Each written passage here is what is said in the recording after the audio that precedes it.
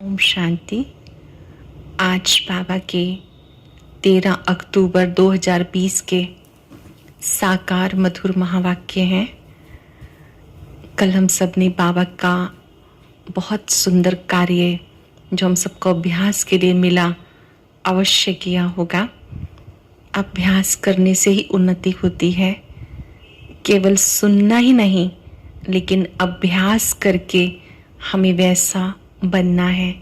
कल आप ज़रूर बुद्धि से परम धाम गए होंगे, बाबा की मीठी मीठी आवाज़ सुनी होगी।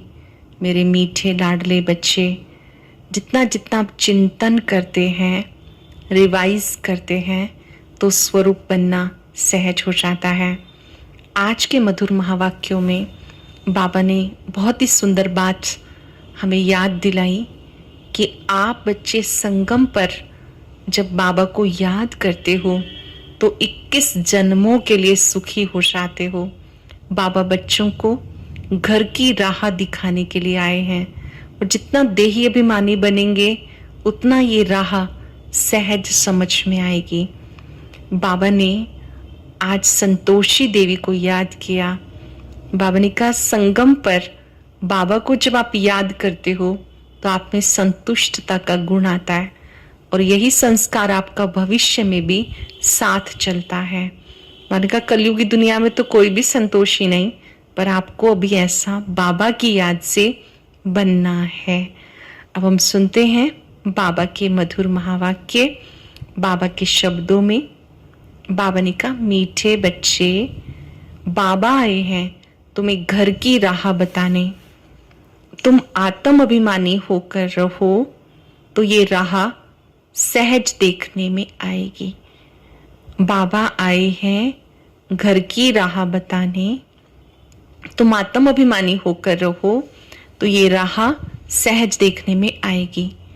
क्वेश्चन है, संगम पर कौन सी ऐसी नॉलेज मिली है जिसे सत्युगी देवताएं मोहजीत कहलाए। संगम पर ऐसी कौन सी नॉलेज हमें मिली जिससे सत्युगी देवताएं मोहजीत कहलाते हैं।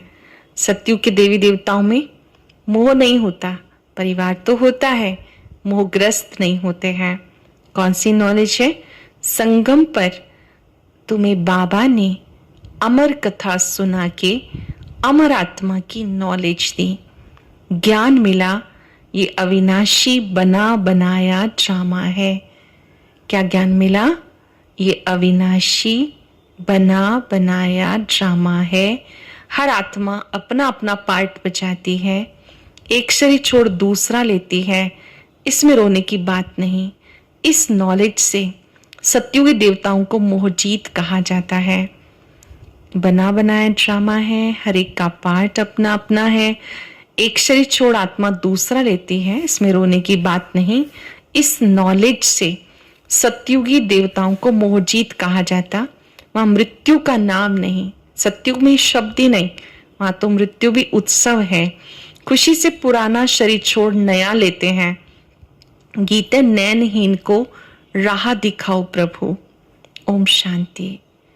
मीठे मीठे रूहानी बच्चों प्रति रूहानी बाप कहते हैं कि राह तो मैं दिखाता हूं, परंतु पहले अपने को आत्मा निश्चय करके बैठो। बाबा हमें राह दिखाने आए हैं, पहले अपने को आत्मा निश्चय करके बैठो, देही अभिमानी होके बैठो, फिर तुम्हें ये राह सहज देखने में आएगी। आत्मिक स्मृति में टिक के बैठो, फिर ये राह सहज देखने में आएगी। भक्ति मार्ग में तुम ढूंढते रहे, अथाह सामग्री है। बाबा कहते बेहद का बाप एक है। बाबा तुम्हें रास्ता बताते हैं, दुनिया को ये भी पता नहीं कि कौन सा रास्ता बताते हैं। मुक्ति जीवन मुक्ति, गति सदगति का। मुक्ति परम धाम में जाना, जीवन मुक्ति स्वर्ग में आना, जहाँ जीवन भी है लेकिन मुक्त अवस्था में। मुक्ति जीवन मुक्ति, गति सदगति का रास्ता। मुक्ति कहा जाता है शांति धाम को। आत्मा शरीर बिगर कुछ भी बोल नहीं सकती, कर्मेंद्रियों द्वारा आवाज होता है, मुख से आवाज होता है। मुख ना हो तो आवाज कहाँ से आएगा? सोचिए, अगर ये शरीर नहीं तो समझो आत्मा के पास कर्मेंद्रियां नहीं, तो कोई भी भाव अभिव्यक्ति आत्मा नहीं कर सकती। देख रहे हैं आंखों के द्वारा, सुन रहे हैं कानों के द्वारा, बोल रहे हैं मुख के द्वारा। आत्मा शरीर बिगर कुछ भी बोल नहीं सकती। कर्मेंद्रियों द्वारा आवाज होता, मुख से आवाज होता।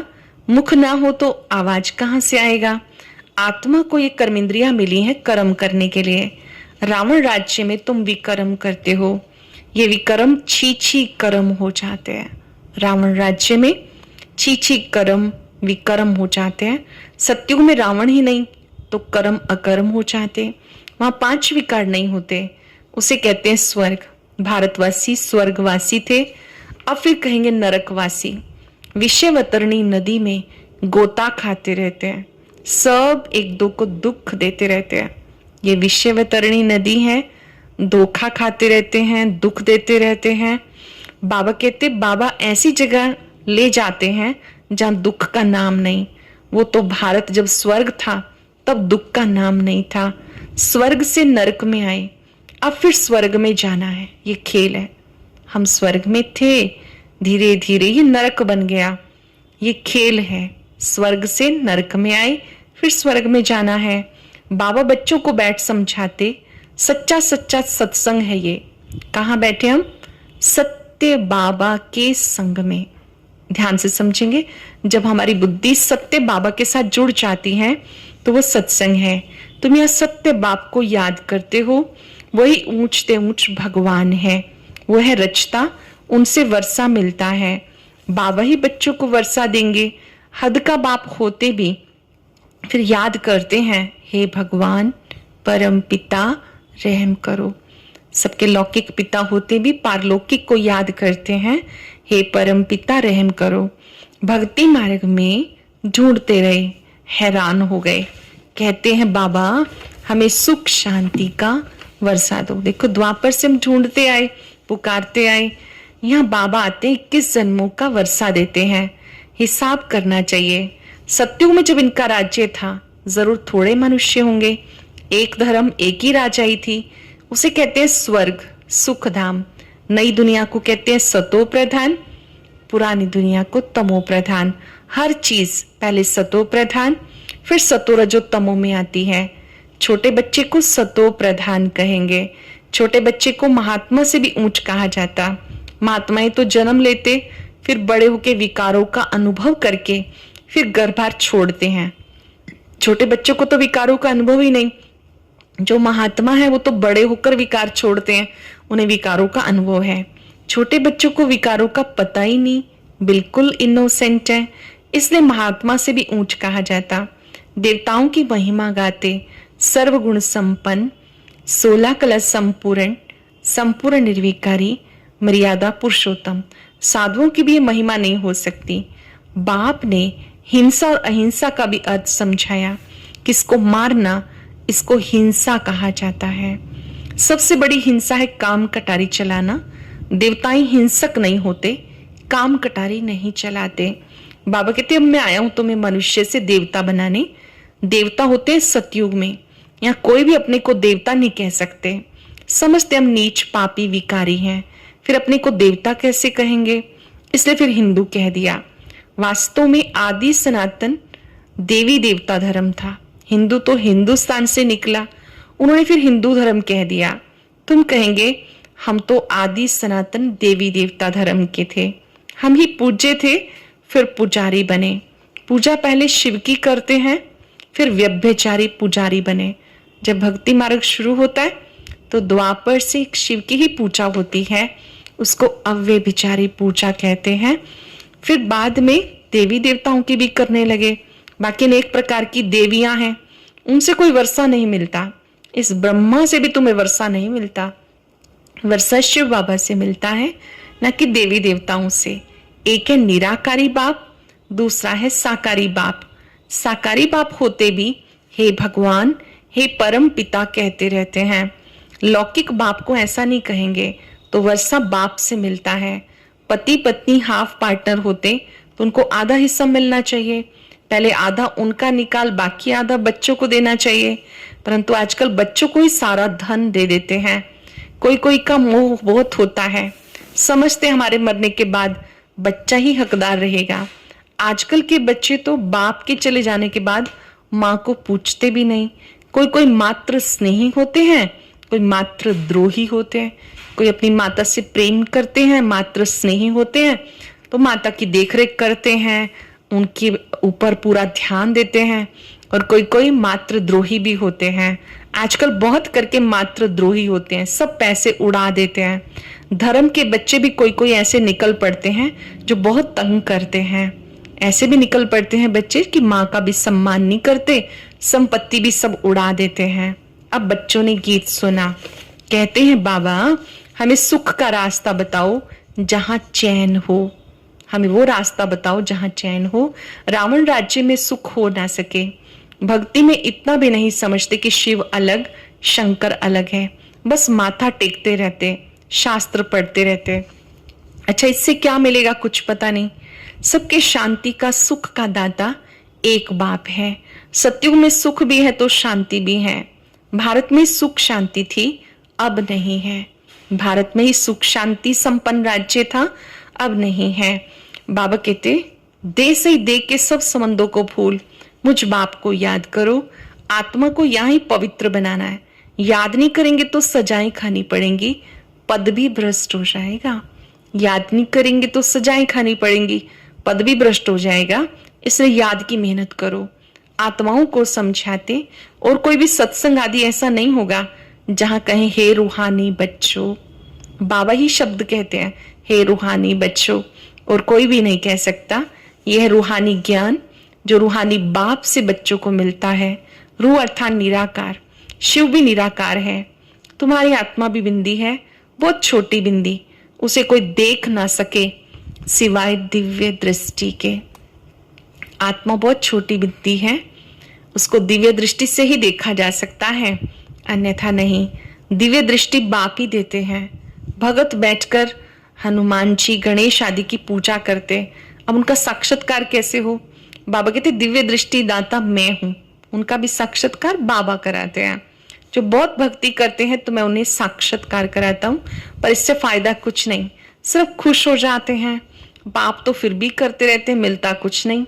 बाबा कहते ऐसे साक्षात्कार करने से कोई फायदा नहीं, मिलता कुछ नहीं। पढ़ाई बगैर कुछ बन थोड़े सकेंगे। देवताएं सर्वगुण संपन्न हैं, तुम भी ऐसे बनो ना। बिना पढ़ाई के कुछ नहीं बन सकते हैं। भले बाबा कहते किसी की भक्ति में भावना है तो बाबा साक्षात्कार कराता है, उससे कोई कल्याण नहीं होता, पाप भस्म नहीं होते, आत्मा पावन नहीं बनती है। देवी देवताएं सर्वगुण संपन्न हैं, तुम भी ऐसा बनो। बाकी वो है भक्ति मार्ग के साक्षात्कार। सचमुच श्री कृष्ण से झूलो, स्वर्ग में उसके साथ रहो, वो तो पढ़ाई पर है। एक है उनकी पूजा करना।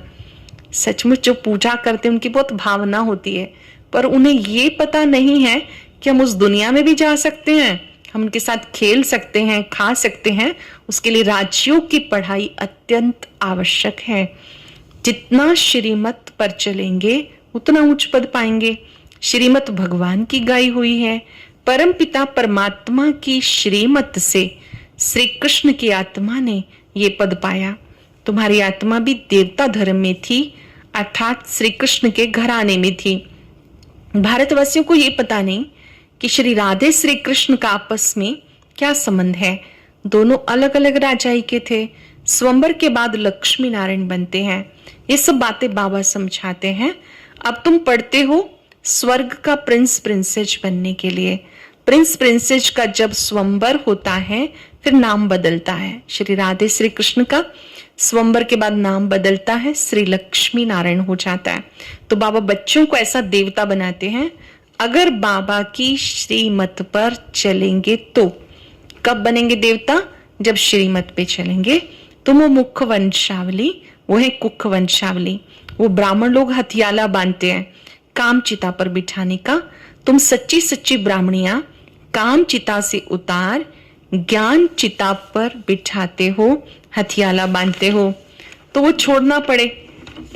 बाबा के बनते हैं तो बाबा कहते अब ज्ञान चिता पर बैठ गए।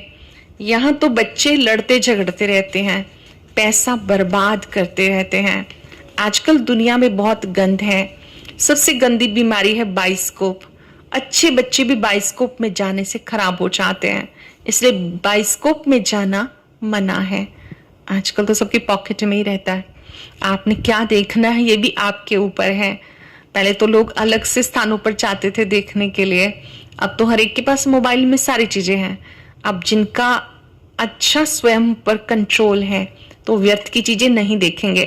अच्छे अच्छे लोग भी व्यर्थ की चीजें देखते हैं तो बुद्धि खराब हो जाती है, क्योंकि देखने का भी बहुत असर पड़ता है।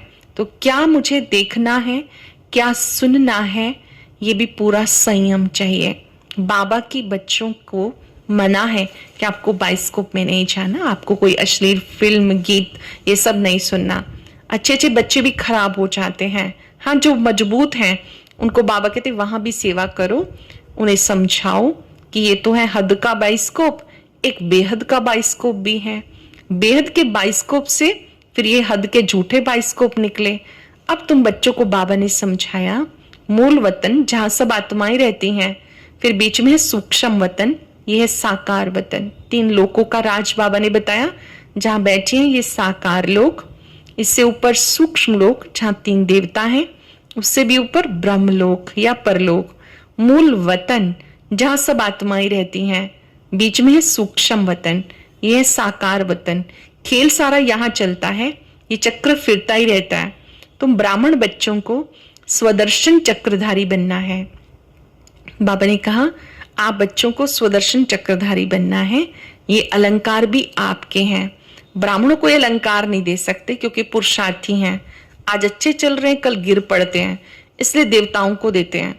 श्री कृष्ण के हाथ में दिखाते हैं स्वदर्शन चक्र, दिखाते ना, उंगली पे स्वदर्शन चक्र घुमाया, अकासुर बकासुर को मारा।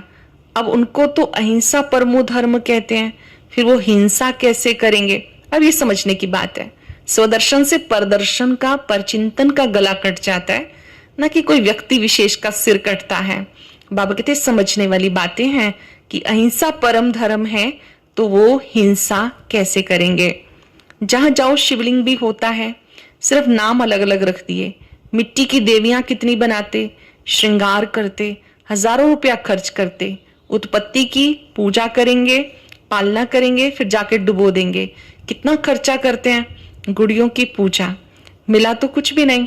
बाबा समझाते ये सब करते तुम नीचे उतरते आए, भक्ति भी करते आए, पूजा पाठ करते आए, उससे फिर तुम नीचे उतरते आए। अब चढ़ती कला होती है।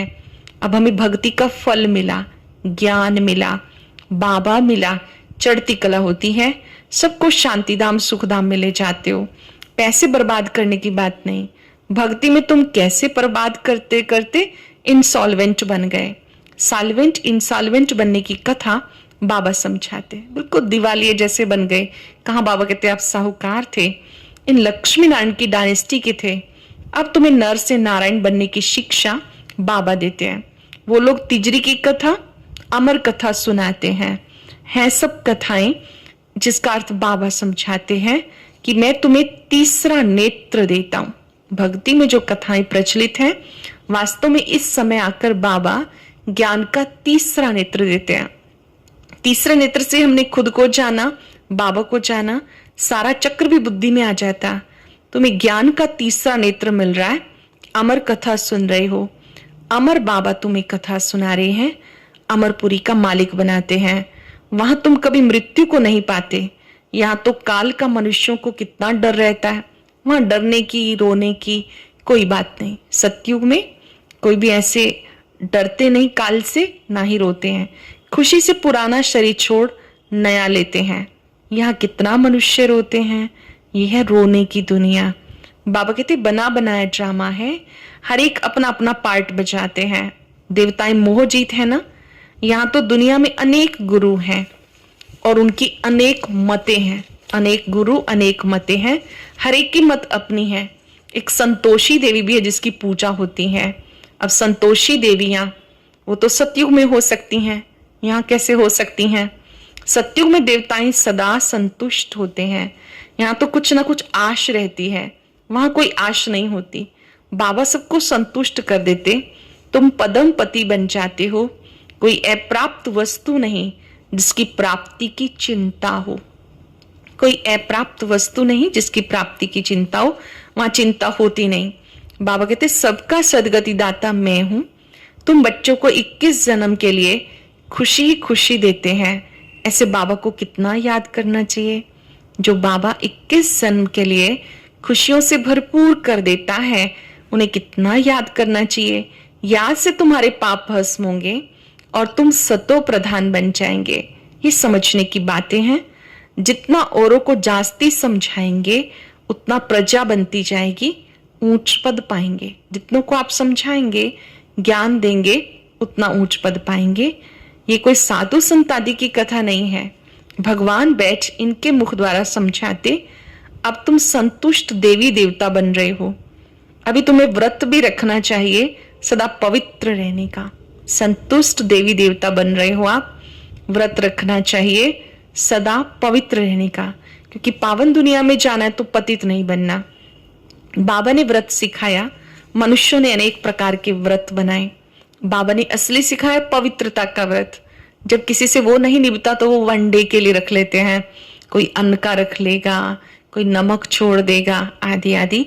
सही व्रत है पवित्रता का। बाबा ने व्रत सिखाया है। अच्छा, मीठे मीठे सिक्किलते बच्चों प्रति माता पिता बाप दादा का याद प्यार गुड मॉर्निंग। रूहानी बाप की रूहानी बच्चों को नमस्ते। रूहानी बच्चों की रूहानी बाप दादा को नमस्ते, गुड मॉर्निंग। शुक्रिया बाबा, शुक्रिया। धारणा के लिए सार याद करेंगे। आज बाबा ने क्या याद दिलाया, मुख्य बातें कौन कौन सी हैं, अपने मन में हम रिवाइज करेंगे, नोट कर लेंगे। एक बाबा की मत पर चल, सदा संतुष्ट रहे, संतोषी देवी बनना है। एक बाबा की मत पे चल, संतुष्ट रहे, संतोषी देवी बनना है। कोई भी आश नहीं रखनी, बाप से सर्व प्राप्तियां कर पदम पति बनना है। सबसे गंदा बनाने वाला बाइस्कोप है, सिनेमा है। तुम्हें बाइस्कोप देखने की मना है। तुम बहादुर हो तो हद और बेहद के बाइस्कोप का राज दूसरों को समझाओ, सर्विस करो। वरदान है, फुल स्टॉप की स्टेज द्वारा, फुल स्टॉप की स्टेज द्वारा प्रकृति की हलचल को स्टॉप करने वाले प्रकृति पति भव। वर्तमान समय हलचल बढ़ने का समय है। फाइनल पेपर में एक तरफ प्रकृति का, दूसरी तरफ 5 विकारों का विकराल रूप होगा। फाइनल पेपर में एक तरफ प्रकृति पेपर लेगी और दूसरी तरफ 5 विकारों का भी विकराल रूप होगा। तमोगुणी आत्माओं का वार, पुराने संस्कार सब लास्ट समय पर अपना चांस लेंगे। ऐसे समय पे समेटने की शक्ति द्वारा अभी भी साकारी, अभी भी आकारी, अभी भी निराकारी स्थिति में स्थित होने का अभ्यास चाहिए। अभी भी साकारी इस देह में भ्रिकुटी में आत्मा देखना, अभी भी आकारी फरिश्ता रूप में, फिर निराकार आत्मा बन जाना। देखते हुए ना देखो, सुनते हुए ना सुनो। जब ऐसी फुल स्टॉप की स्टेज हो तब प्रकृति पति बन प्रकृति की हलचल को स्टॉप कर सकेंगे। ऐसी फुल स्टॉप की जब स्टेज होगी तब प्रकृति पति बन प्रकृति की हलचल को स्टॉप कर सकेंगे। सरल शब्दों में हमें बार बार ये रूहानी ड्रिल करनी है। अब ये भी साकारी, आकारी और निराकारी, इसी से ही फुल स्टॉप लगाने की ताकत बढ़ती जाएगी और अंतिम समय में जो भी पेपर होंगे उसमें पास हो सकेंगे। स्लोगन है, निर्विघ्न राज्य अधिकारी बनने के लिए निर्विघ्न सेवाधारी बनो। निर्विघ्न राज्य अधिकारी बनने के लिए निर्विघ्न सेवाधारी बनो। अभी हम सब मन से बाबा से वायदा करेंगे, आज हमें सच्चा व्रत रखना है। मन वचन कर्म से पवित्र बनना है। मन में किसी को भी दुख देने का ख्याल ना आए। ओम शांति। आज की अव्यक्त मुरली जरूर सुने। उसके लिए ऊपर दिए गए बॉक्स को टच करें।